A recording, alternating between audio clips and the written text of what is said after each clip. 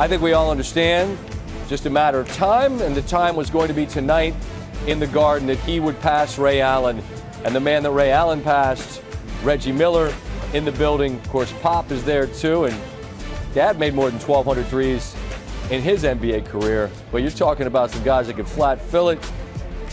Spike, Nick Royalty there, getting a little snapshot to remember the evening by. All the stars were out early on. Curry, well, that's good. Building roars its approval. He ties Ray Allen for the most threes made all time. A few minutes later, Curry, that's not the look of a normal Curry three, kind of backing up a little bit, but you see the joy there. Kind of a primal roar. Ray Allen, Reggie, enjoying the moment. So too are his folks in the building as he stands alone atop the mountaintop. His coach could shoot it a little bit too.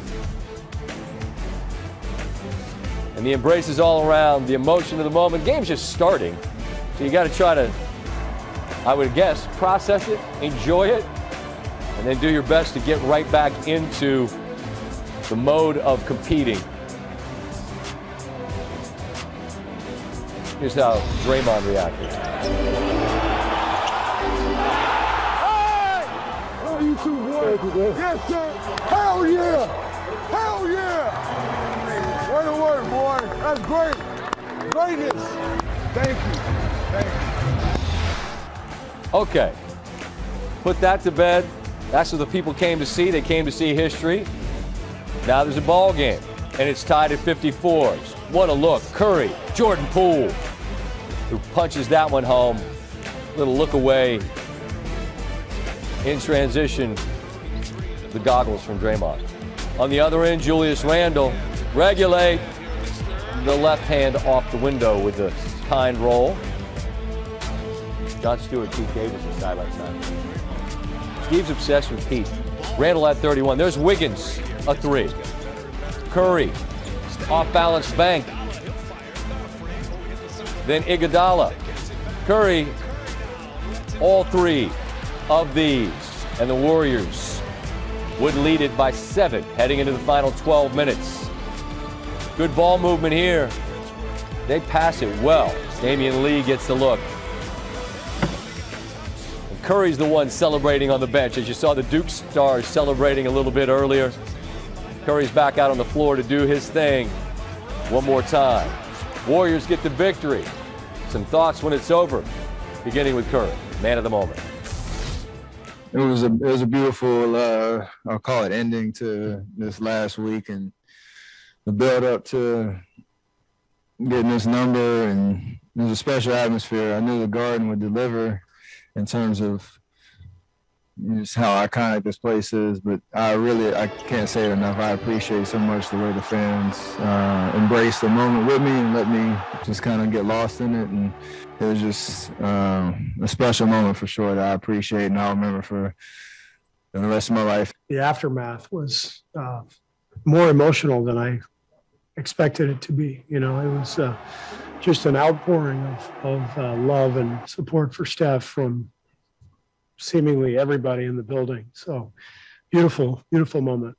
I think the only thing missing for me is Clay not being here. You know, with just the road traveled to get here, Clay was a huge part of that. So, you know, if anything could have been different, it was that. In no way am I saying that Steph Curry, has had a better career than LeBron James. And I'm certainly not saying he's a better all-around player than LeBron James. We know better. LeBron James went to 10 NBA Finals, won 4 league MVPs, won 4 titles and what have you. And in his prime, LeBron James, when he amped it up, could really amp it up defensively, which is something Steph Curry could never do. Okay. What I think people are not paying enough attention to is the fact that we say that this dude is the greatest shooter who ever lived. We're not recognizing how he's transformed the game of basketball. We're not recognizing the fact that even though D'Antoni with Steve Nash and those boys really, really pushed it to another level when they just had you taking three-point shots or layups. They just completely eradicated the mid-range game, for crying out loud, for the most part in the NBA, because that's how you have people launching up threes more so than ever before. Steph Curry has no limit. He has no range. He can shoot it short. He can shoot it long. He can shoot it from 10, 20, 30, 40, sometimes 50 feet. Literally, the minute he steps past half court, you have to defend him. And so as a result, that brings your defense out. It opens the floor up more. And even though you've got guys like Jordan Poole and Toscano Anderson and Gary Payton II and Andrew Wiggins and others, the reality of the situation is because of the presence of Steph Curry, that's what really opens up the floor for them because of what you have to do with him defensively. And when I bring up words like names like Michael Jordan, along with LeBron James, I'm talking impact. I'm talking impact. That's where I'm coming from. And so then I have to look at, okay, he's at 3 rings. I believe he's getting his 4th this year. Okay? If he gets his 4th this year, I believe that this is the last shot. Because I'm assuming LeBron will stay in LA and he ain't leaving. And he's not going to go back to Cleveland or someplace else. He's going to retire. I'm saying that if LeBron James is finished winning championships, and this brother over the next 3 years wins a couple of more chips at the very least, which I think is very, very, very possible. Okay. You're talking about him having more rings than LeBron James. You're talking about him being recognized already as the greatest shooter who has ever lived, a transformative figure in the game of basketball. And what I was saying on Stephen A's World last week, Keyshawn, was let's ask that question on so many occasions. We talk about LeBron or Jordan. What about Jordan Curry? What about LeBron Curry? Because of the impact that Steph Curry has had on the game of basketball. That's what I was saying. But Molly said, and you also said the face generation, right? That's right. The changing. Yes. I don't think he'll ever get there. Okay. And the reason I don't think he'll ever get there is because LeBron is so far in front of him. Not only from a championship appearance standpoint, but also a championship winning standpoint. Not only that, MVP. What do you mean championship winning standpoint? No, I'm saying I believe he's going to get another. Okay. That's my belief. I don't. All right. Okay, but that's just my belief. Okay. And I'm not a LeBron apologist at all. I just think when you start talking about, you said the greatest shooter of all time. That is correct. What is the conversation for LeBron James? Is the greatest player of all time. So that's a big difference. Because your argument would be, and you're going to have that coming up later on in your top 3 shooters. Right. Top 5. Is it top 5? Okay. Top 5 shooters. You ain't going to have your top 5 greatest players because it's always going to come down to most people in this generation, 2 people. LeBron James, Michael Jordan. And Kareem. I said this generation. Gotcha. Because they don't even know Kareem exists in this generation for the most part. Okay. You start with Kareem, clearly we do. Right. When you look at that, you say to yourself, how can Steph Curry be on the same generational level as LeBron James? I don't see where that is, and I respect Steph Curry. Like, I will go watch him wherever he can be shooting it down street at the park, and they can be charging $1,000. I'm going to go do it. But it's not the same level. And I understand that because when you look at LeBron, you say, well, he changed the game from three-point shooting standpoint.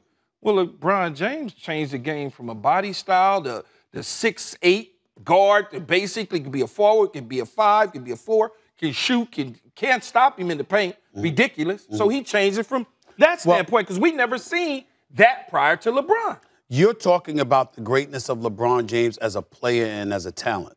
When I'm talking about Steph Curry, not only am I talking about the greatest shooter who has ever lived, I'm talking about somebody that has transformed a culture.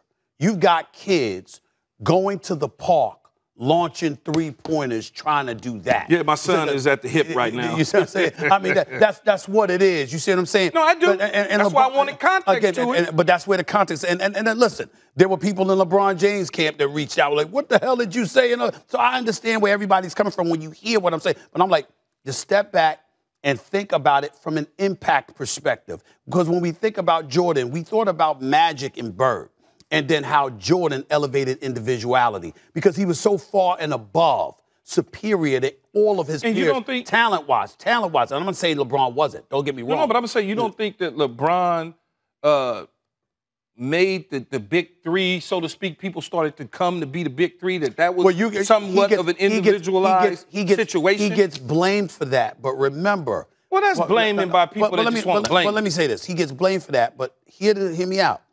With LeBron James, even though because of how he handled it, it invited that level of scrutiny. Okay, it didn't bother me, though, because it was the South Beach. No, it didn't bother me. It didn't bother me at all. But before him, remember, there was KG, Paul Pierce, Ray Allen. But it wasn't orchestrated, though. It wasn't orchestrated by them. Well, we can say, I understand that. That's true. It wasn't orchestrated by the players. But we can't, I get exactly, you're absolutely right, because the players orchestrated that. We can We're in Boston with KG. They traded for KG. We can go all the way to back to Barkley if that's the case, but it wasn't orchestrated by the players. That's true. And it was orchestrated by LeBron. That's where LeBron. Well, it was. Yeah, you could say that. But it was. Right. Who gonna get the credit? It was D Wade. I can tell you that right now. It was D Wade. But who gonna get the credit?